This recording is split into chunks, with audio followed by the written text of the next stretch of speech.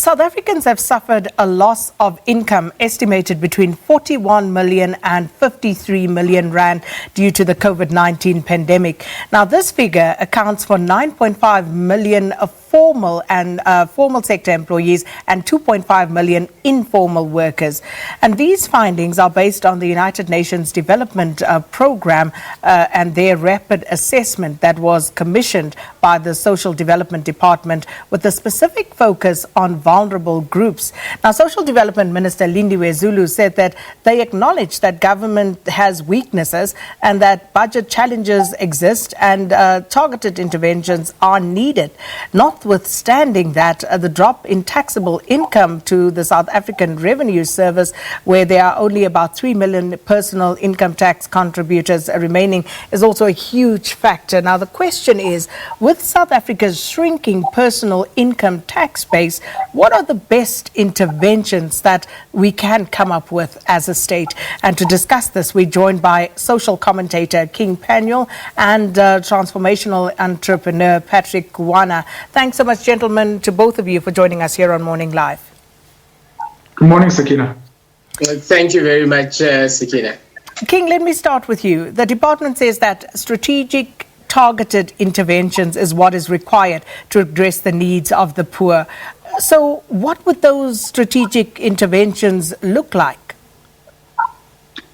Sakina, I have to start off by adding a disclaimer that my knowledge base is only limited to what's on Stats SA and what's available online. And that my opinions are obviously my own. I don't represent anyone, so to speak. Government loves using big words, which normally confuse a lot of people. Fundamentally, South Africa is essentially like a company, or more aptly like a home. The only way for a home to get better, the only way for a company to get better, is for the company to bring in more money than it's sending out. And as a country, South Africa is constantly sending money out in the form of imports. And once you're importing goods, it means you're creating jobs in other countries. Our biggest issue in South Africa is we don't have jobs, and we're not going to have jobs until our leaders fundamentally get people to buy local stuff and get people to work locally. A lot of our people are not working. We've got state farms, we've got factories that are not being used, and all of these things are not adding to what's needed to run this country, almost outside of money as well. So, Patrick, if we look at what Minister Zulu said, she said that government, communities, as well as individuals in society all need to take responsibility. So let's start by what sort of responsibility needs to be taken by whom? Yeah, I think, Sakina, just picking up on what King spoke about. I mean, at the end of the day, if you look at any economy, the objective of any economy is to try to maximize the usage of its resources and to also maximize employment and therefore contribution of its people. The lesser people who are contributing towards the economy, the lesser you have potential in growing the economy.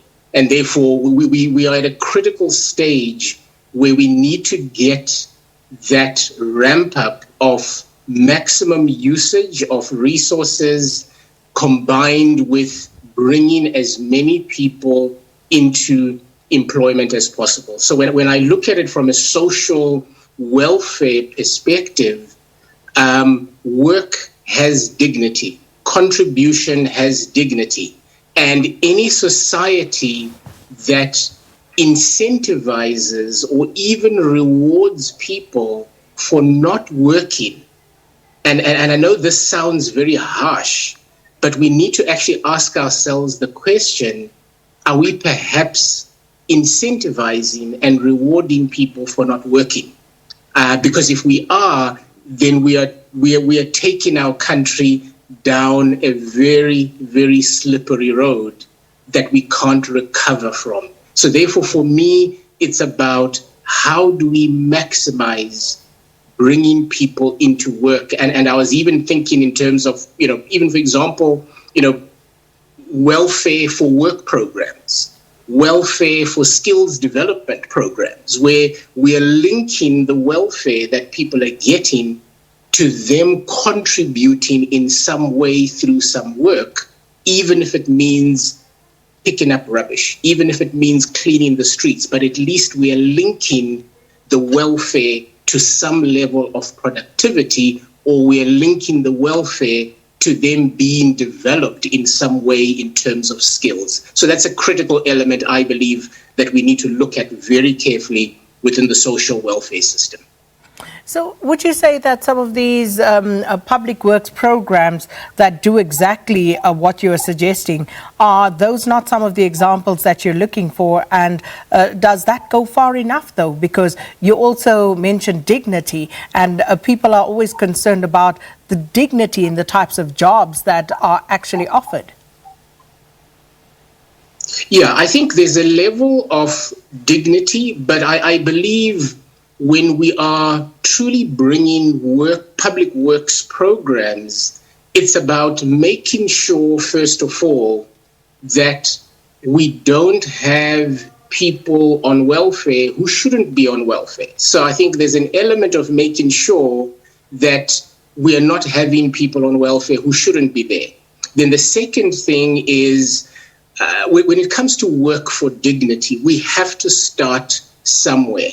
We have to be able, when somebody goes out and is able to do some work and earn something from that work, it already begins to bring a level of dignity, but it also critically changes the mindset, because what South Africa desperately needs is a change in mindset from expecting things for free, because we need to educate people that there's no such thing as something for free, because there's always somebody somewhere who has to pay for it.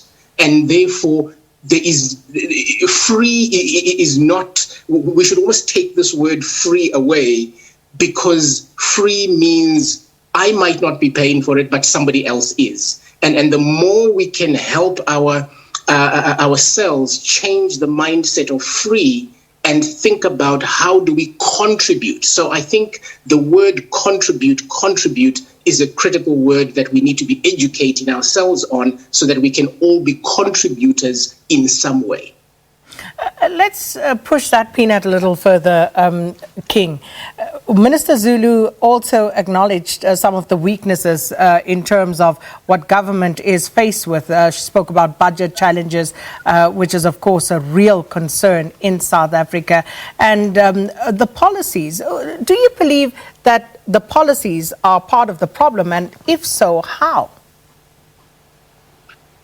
Before I get to policy, Sakina, I just want to add on to what Patrick has said. One of the issues we have as a country, probably as a continent, maybe even globally, is that we focus too much on money. Money has become the only measure of success, the only measure of a dignified life. And I think going back to a contribution type of economy, if we can move outside of just money and saying that people in townships, whether you're unemployed, a grant recipient, for example, are you planting fruit trees? Are you working? Are you cleaning? For example, unfortunately, we have a catch-22, if not a catch-23, where you've got our leaders who are invested in companies that require people to not have the means to feed themselves so that they can buy from companies that they invested in, which becomes a problem. Secondary, we have got imports, once again, like I said, which becomes the catch-33, which come in and you get import tariffs and the like. And unfortunately, those things don't allow us to look beyond money. Our people, we've got 19 million grant recipients every month. We've got about 18 million kids that study for free in this country. And we've got, as you said initially when you started this, we've got only 3 million personal income taxpayers and about 200,000 companies that pay company income tax. The maths just does not hold. The numbers just do not balance, unfortunately. We've also got, I think, about 200,000 prisoners who are also not working, who are not contributing, who are not giving back to the society that they've taken from. And I think fundamentally, if we're going to be discussing things like policies, we need to move away from a money economy purely to a money plus value, which Patrick had said is a contribution type of economy. What contribution are you adding to the country? Are you planting fruits? Are you making sure that it's clean? Are you educating some children outside of the schooling environment? How are you helping people learn how to manufacture goods, create goods, and how to export? Because like I said, South Africa is a company, if not a home. And the only way for us to grow is to make things, is to grow things, and then to send them out there so that they can come back and make money for us. And in that way, we can all benefit as a society. So if the policies are not speaking to moving away purely from money and moving towards value and contribution, then I don't think we will have a solution, because the money situation that we have in this country and even globally is very dire, and we're swimming in a lot of debt as a nation. Let me ask you this question as well. How much of a contributor to this problem is South African society at large? Because it's not as if we don't have agency as a society. For the most part, as both of you point out, many people seem to be quite happy, even if it is because of just being oblivious to what the alternatives might be, to go along and receive these grants, without necessarily trying to advocate for something different. So to what extent is society complicit in finding ourselves where we are right now?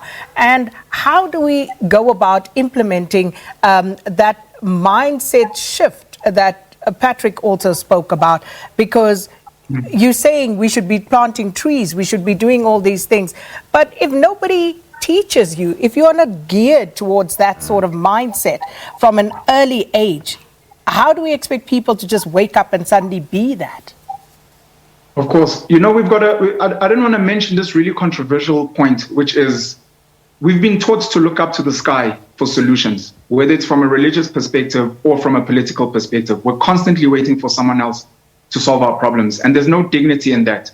Leadership has to start in the household. It has to start with the mothers and the fathers teaching their children and not constantly outsourcing their thinking to other people who have their own agendas and their own interests. Secondly, the ex-FNB CEO, Michael Jordan, mentioned that where you cannot infiltrate government, where you cannot influence government to implement some of these solutions that you think you have, rather create them yourself. You will create something like private hospitals, maybe private schooling, or like to what you're asking, educating society, changing society. Should we be making more media content that is making farming look sexy and very attractive to young children? Should we be looking to create spaces of alternative education where we're teaching children how to manufacture and how to export? Because if government is not going to do the things that we need them to do, we will have to do them ourselves, starting in the household, moving outwards towards the community, and making fundamental change.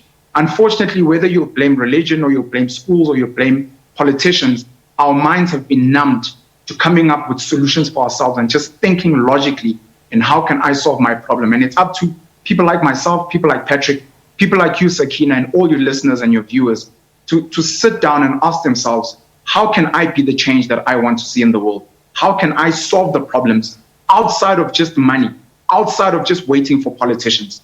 Because it is a cancer, it is a drug to constantly give people free things, because it numbs their ability to do things for themselves.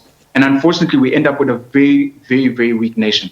Patrick, if you look at what some people may say in response to this conversation that we're having now, they may accuse us of speaking very glibly from a position of privilege, where you are able to sit and philosophize about these things, whereas if someone doesn't have a loaf of bread right now, if someone hasn't eaten in 2 days, if someone doesn't know where their next meal is going to come from, even according to Maslow's hierarchy of needs, their first and most important need would be to put food on the table, to clothe themselves, to make sure they have a roof over their heads.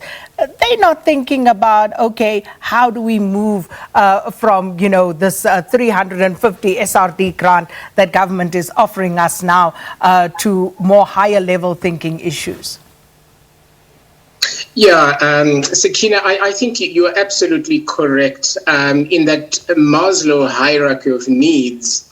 There's obviously the need to put food on the table today, but I think it also takes a mindset to say, I'm at risk for as long as I'm expecting somebody to put food on the table for me. I now need to start thinking about, in the future, how do I put food on the table for myself? So if we establish an environment where people are incentivized to be able to start thinking beyond the food that they are being given today into thinking how they can put food on their tables. And I want to give a very specific example because, in fact, last week we were actually with a group of rural and township farmers. And these are young people who have literally made a commitment to find pieces of land in their areas, and they are now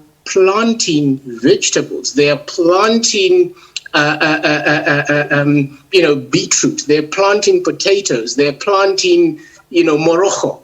And that's what they have decided to do because they're not going to wait sitting at home for something to fall from the sky or for some government official to walk in and give them a handout. They are understanding that they need to contribute towards South Africa, and therefore, as much as they might still be getting a grant right now, they are seeing even that grant money as a seed of investment onto a vegetable garden, so that through that vegetable garden, they begin to eat healthily, they have something to put on the table, plus they start to build a bit of surplus that they can actually even sell to others. And part of what we are looking to do is to say, how do we further open up markets for them so that they can enter into the economic cycle and system, and they begin to actually create and generate an income